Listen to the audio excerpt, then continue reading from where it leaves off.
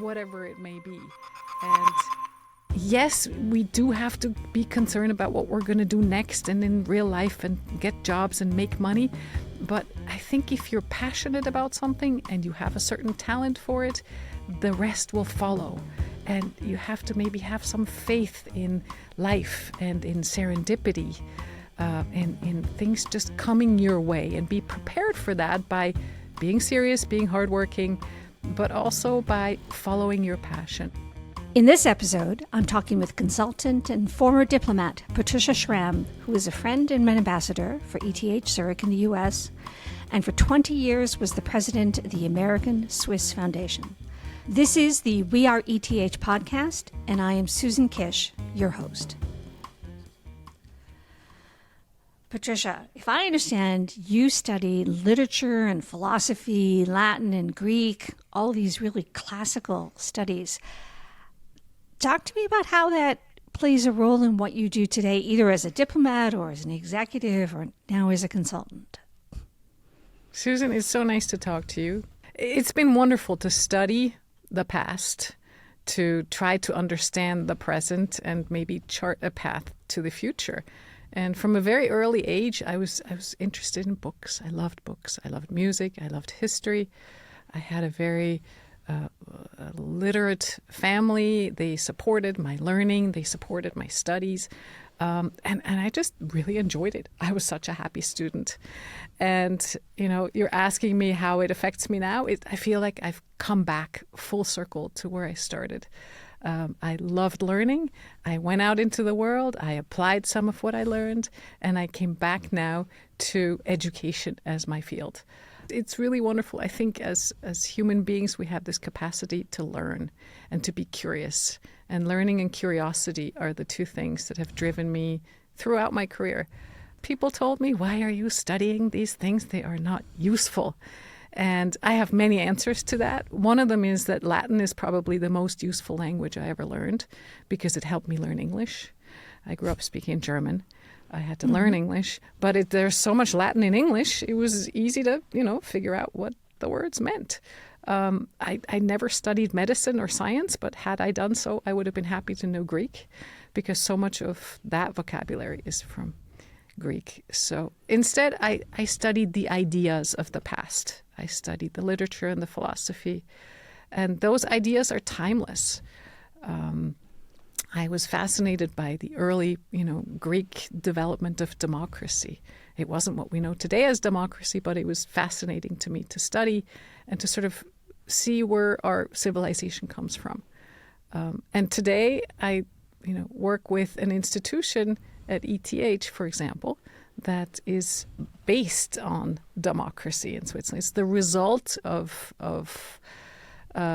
the creation of Switzerland as a democracy, and immediately with the creation of Switzerland, ETH was created. So to have that, long view on what governments can do, how important education is, how important public education is, all those paths seem to be coming together in what I do now.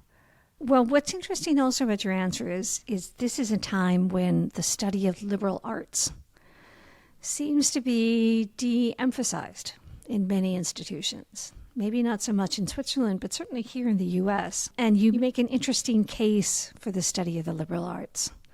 How do you contrast the study of the liberal arts with the study of what they call STEM, science, technology, all those practical places where you can see a career from?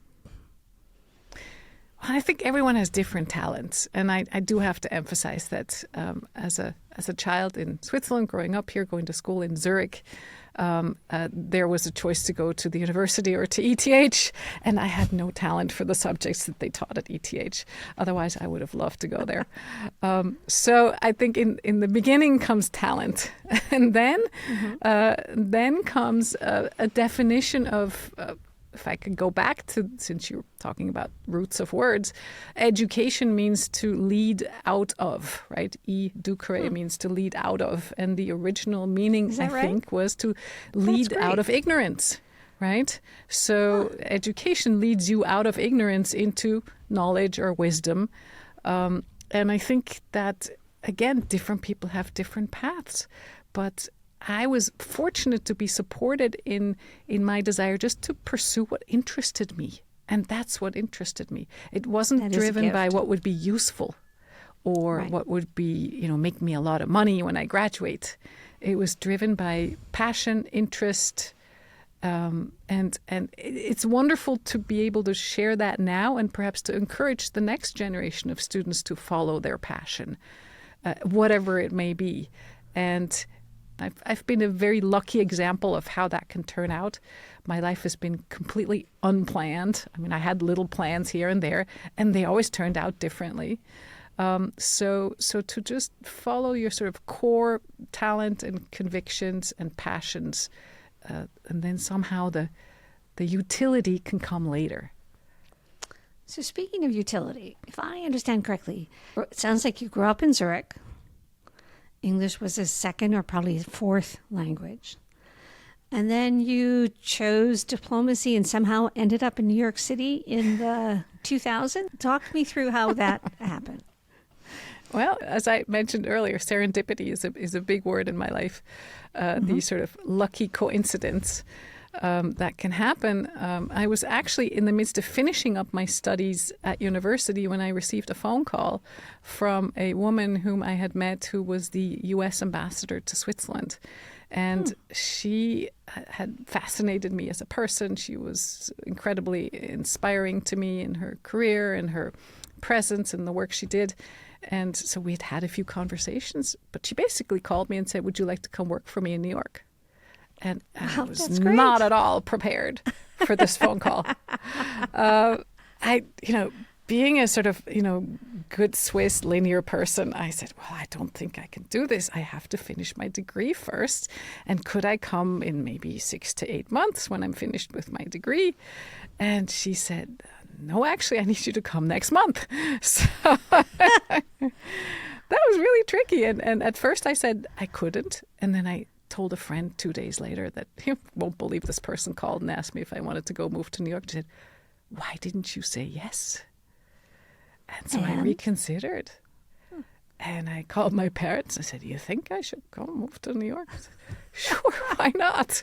And so I packed 2 suitcases and I moved to New York and worked for this incredibly wonderful person who became a mentor and a friend. And that was my first job in New York for 2 years. And then I went back to Switzerland and did complete my degree.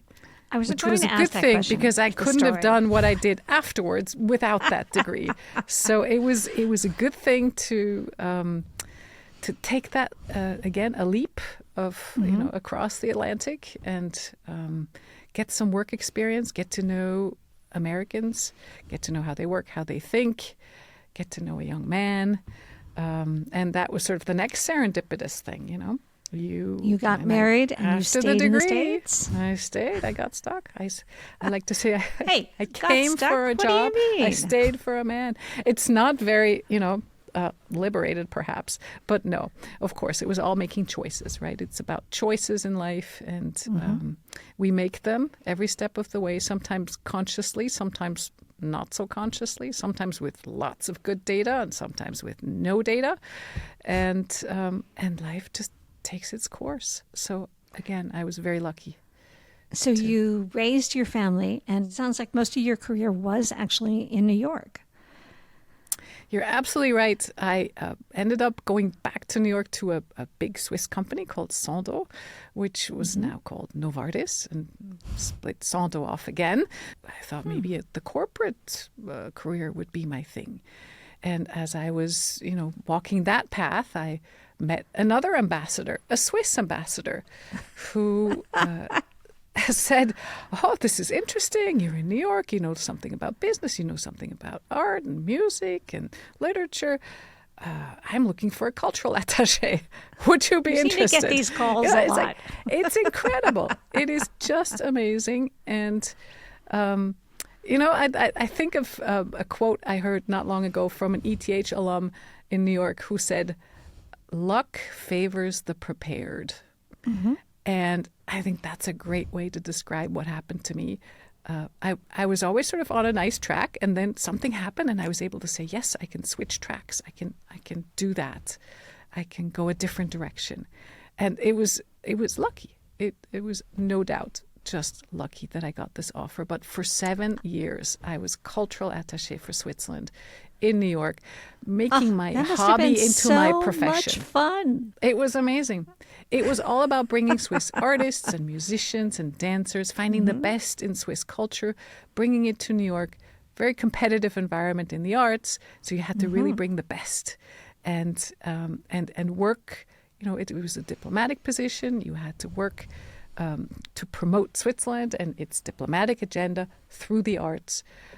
It was a wonderful, just eye-opening experience, and again, very, very lucky to have had that, and to have had a mentor with the Swiss ambassador who introduced me to the world of diplomacy, Swiss diplomacy, government, just a whole other sphere of knowledge that I had never studied, but that I just picked up by doing, and it was fascinating.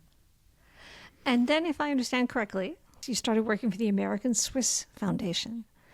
Can you tell us about what you did, but also tell us what is the American Swiss Foundation, and especially their Young Leaders Program, which is the one I keep thinking of?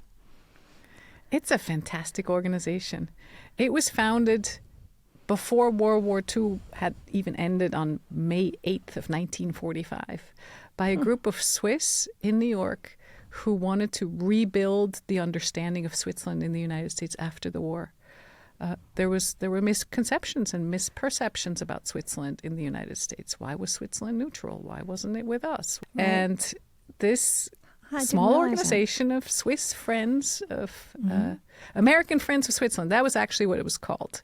It was called American Friends of Switzerland, and started programs to inform Americans about the history of Switzerland, the shared values, the inspiration that Swiss freedom fighters had provided to the American founding fathers, and the inspiration that America's Constitution had, given to Switzerland when they drafted their Constitution in 1848. So this sort of back and forth flow of inspiration of democratic values, that was the story they told. And they did that for many years. And then in 1990, a new person became chairman, Ambassador Faith Whittlesey, and started this program called the Young Leaders Conference. And I think the concept is so brilliant because it is at once sustainable over time and renewable every year. So you take a group of 25 young Americans to Switzerland for a week-long program at the highest level. They meet a group of 25 Swiss. They spend a week together getting to know each other really, really well. And they talk about all the important things in the world. And they exchange views and they learn from each other. They talk about business and politics and the media and the military and foreign policy and security policy and social media and everything. And they talk about it all day with the leaders of Switzerland, corporate CEOs, leaders in government, in academia. And they talk about it at night, some more. One of the great things during the program was always a visit to ETH. That was how I first really got to know the leadership of ETH, was by bringing them, the young leaders, because the whole idea of the program is you introduce them to the best of Switzerland. So ETH was always on the program. It's the best of Switzerland. Funny how that works. It's the best of Europe, right? So year after year, I had the privilege of leading these brilliant young people through Switzerland and to ETH, and I got to see various parts of ETH, depending on who hosted the conference. We would go and see robotics, or we would go see material sciences, or we would see the Wyss Institute, or we would see architecture. And so I became quite the expert on ETH just from visiting every year with the young leaders.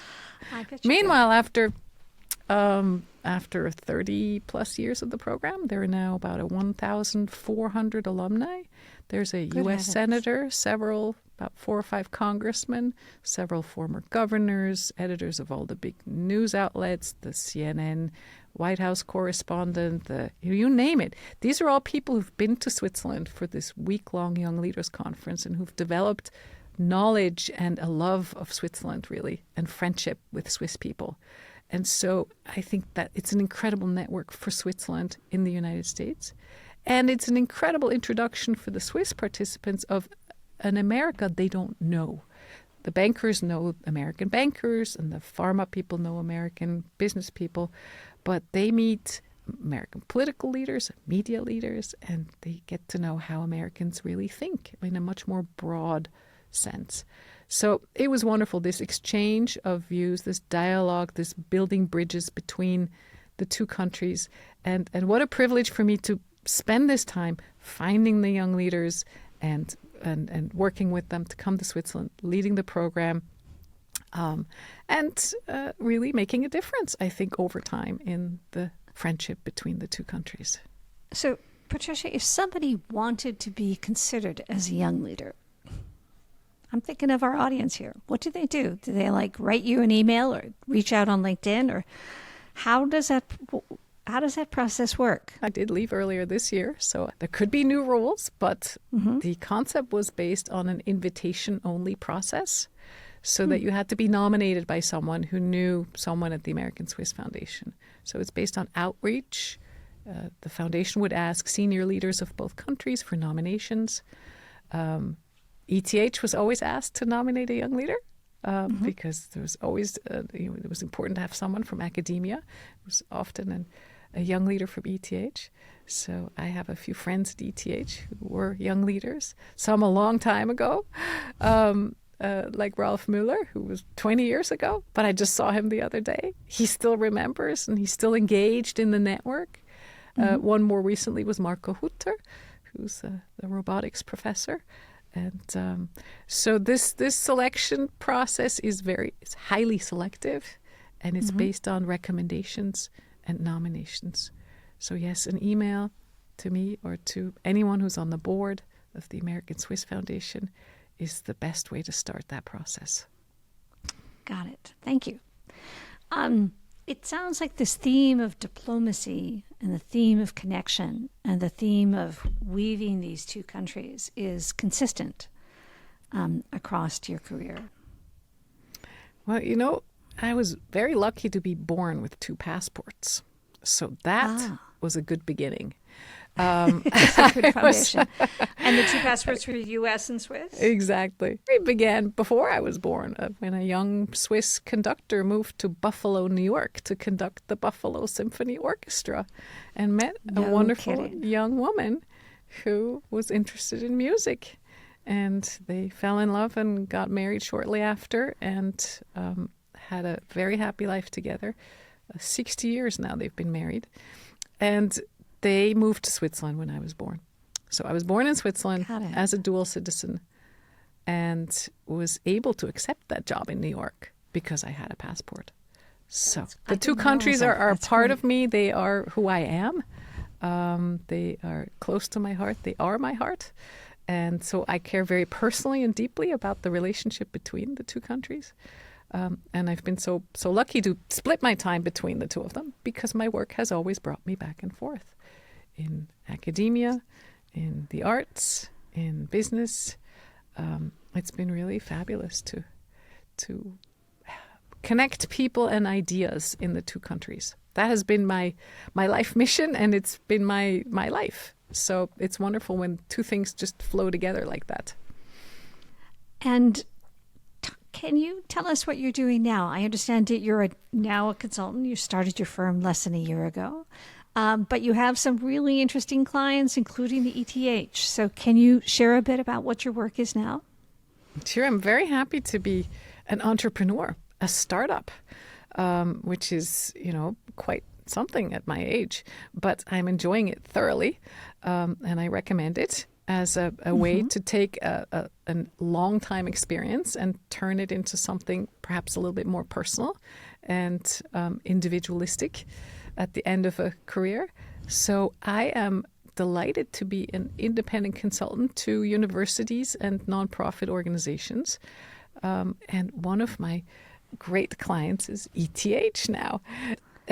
Again, how lucky am I to be working with the number 1 university in Europe, one of the top 10 in the world. It's phenomenal. And it came out of, again, conversations that I had when I was working at the American Swiss Foundation with people at ETH, and would there ever possibly be something we could do together? And getting back to the theme of, just sort of going with the flow and seeing what's out there serendipitously.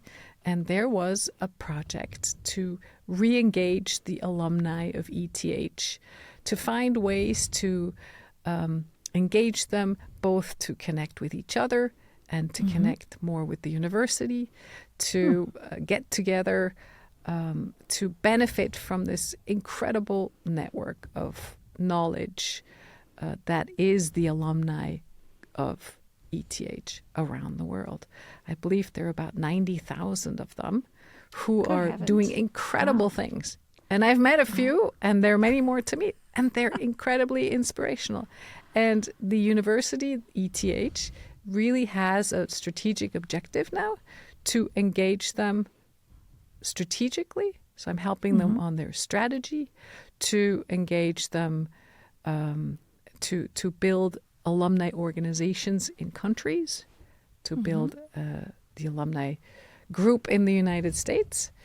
And there are other projects. One of the things that I think all American private universities understand is how important engaged alumni are for an institution. Students come and go. Faculty come and go, hopefully not so quickly. But alumni are forever. And it's That's an a really interesting way to view it. It's an incredible asset to a university if you can engage them for their individual benefit, but also for the benefit of the university, and by extension for the benefit to the country and society at large.